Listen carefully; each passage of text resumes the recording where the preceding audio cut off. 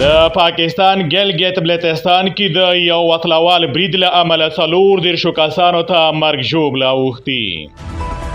السلام علیکم. د امپراتور ټي وي چینل درنو لیدونکو ستړي مشئ. د پاکستان په ګلګت بلتستان سیمه کې د یو وطلوال برید په پایله کې د 2 پوځیانو په ګډون 8 تنه وژل شوي او 24 نور ژوبل شوي دي.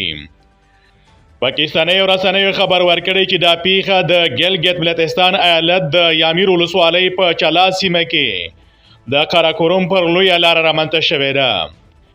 ځایي امنیتي مسؤلینو ویلي چې وطلوالو کسانو د سوارلیو پر هغه موټر ډډې کړي چې له یادې سیمې څخه د پنجاب ایالت راولپنډۍ ښار ته روان و. تر اوسه هیڅ کوم ډلې د دې برید د کولو ادعا نه ده کړې او چارواکو یې هم ملامتي په کومې ډلې نه ده اچولي.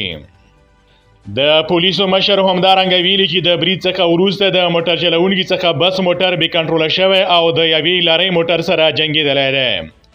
سره لا دې چې ښاغلي احمد په موټر کې د نورو مسافرو په هکله څه نه دي ویلي، خو دومره یې ویلي چې 2 وژل شوي کسان د پاکستان د پوځ سرتیري دي. د راپورونو له مخې وطلوال بریدګر په موټر سایکل سپارول او د مسافرو په دې بس د ډزو کولو څخه وروسته له سیمې څخه تښتېدلی دي.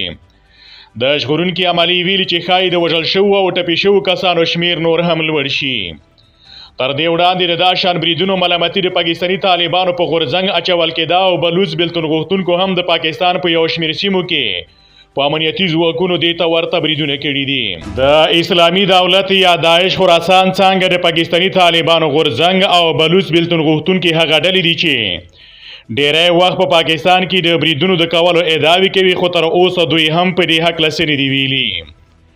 پاکستاني مقامات ادعا کوي چې د تحریک طالبان پاکستان شاوخوا 4000 غړي په افغانستان کې دي، خو د افغانستان د اسلامي امارت حکومت دا تورونه ردوي او وایي چې هیڅ یوې ډلې ته به اجازه ورنکړي چې د افغانستان خاوره د نورو پر ضد وکاروي.